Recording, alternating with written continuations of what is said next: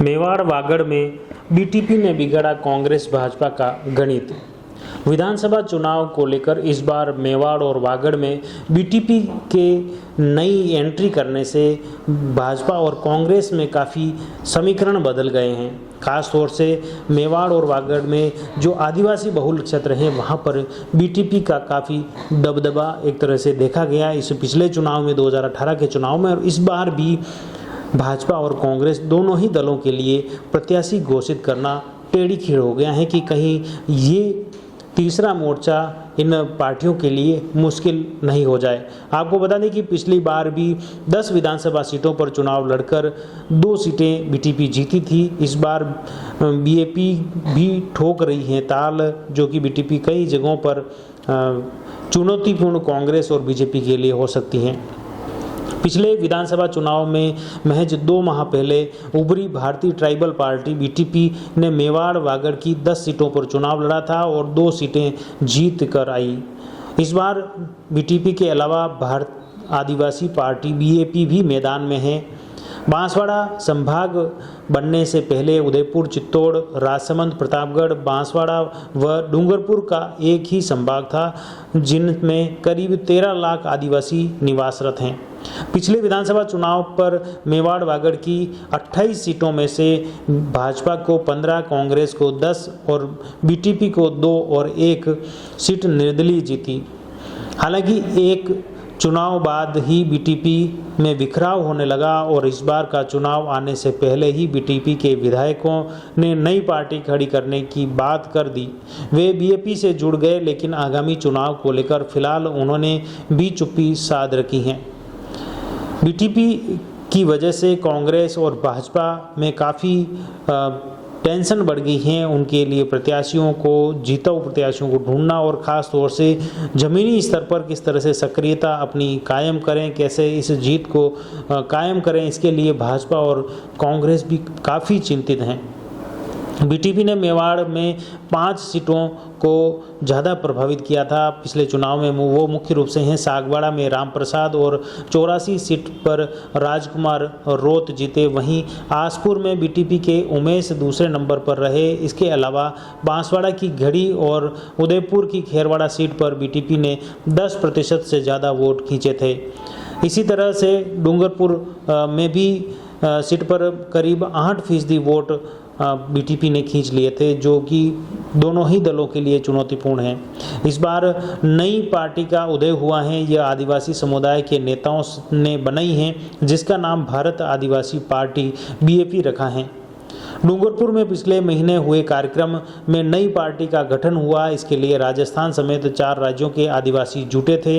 इसमें भाजपा और कांग्रेस सहित अन्य दलों का विधानसभा चुनावों में डटकर मुकाबला करने का ऐलान भी इस बैठक में किया गया था। चुनाव से पहले आदिवासी इलाके में एक और नई क्षेत्रीय पार्टी की शुरुआत से भाजपा और कांग्रेस की मुश्किलें बढ़ती दिख रही हैं और उसमें कहीं न कहीं दोनों ही दलों के नेताओं की धड़कनें भी तेज हो रही हैं कि ये राजनीतिक घमासान में इस बार ये खास तौर से आदिवासी बहुल क्षेत्र का फायदा कहीं ये क्षेत्रीय पार्टियां न उठा लें।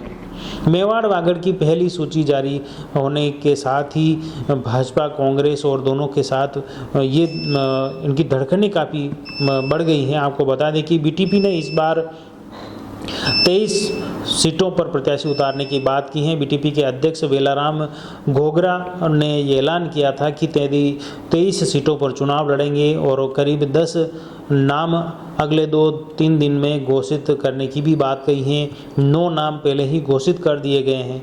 दूसरी तरफ जो बीएपी की जो पार्टी है, उनकी भी मुख्य रूप से मेवाड़ वागड़ की 17 सीटों पर चुनाव लड़ने की बात कर रहे हैं। प्रदेश की 6 सीटों पर बीएपी प्रत्याशी लड़ेंगे। ये बात मुख्य रूप से 17 सीटों पर लड़ने की बात नई जो पार्टी बनी है उनके द्वारा की जा रही है।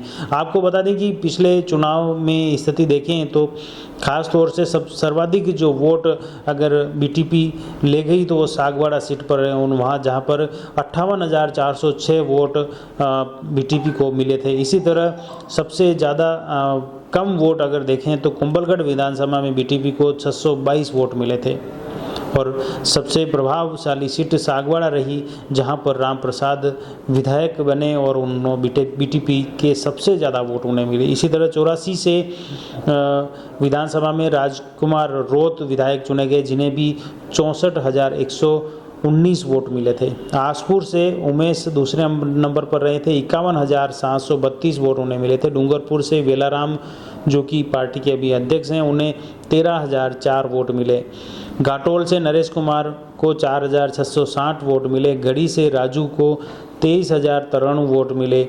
बागीदोरा से कमलकांत कटारा को 9,538 वोट मिले थे। खेरवाड़ा में 20,383 वोट मिले। दरियावद में 4,406 वोट मिले और कुंभलगढ़ विधानसभा में 622 वोट बीटीपी को मिले थे। और इस तरह कहीं ना कहीं ये देखा जा रहा है कि जो बीटीपी का जो प्रभाव है वो इस बार ज़्यादा देखा जा रहा है। उन्होंने सागवाड़ा के साथ डूंगरपुर, बांसवाड़ा, उदयपुर, राजसमंद में जो आदिवासी बहुल क्षेत्र हैं वहाँ पर लगातार वो सक्रिय रहे हैं। अलग अलग मीटिंगों के माध्यम से आदिवासी समाज को एकजुट करके वो सीटें निकालने में जुटी हुई हैं। ये मेवाड़ और पूरे वागड़ में बीटीपी की एंट्री कांग्रेस और बीजेपी के नेताओं की धड़कनें बढ़ा रही हैं। हम प्रयास करेंगे राजनीति से जुड़ी हर अपडेट आप तक पहुंचाएं। आप जुड़े रहिए जयवर्धन न्यूज के साथ। धन्यवाद। The Maruti Nandan grand, Nathdwara स्थित एकमात्र ultra luxurious 5 star hotel. Rajsamand जिले की एकमात्र 5 star hotel the Maruti Nandan grand में भोजन की स्वादिष्ट थाली अब सिर्फ 290 रुपए में। श्रीनाथ जी की नगरी नाथद्वारा में इस सुनहरे अवसर का आनंद अवश्य उठाएं।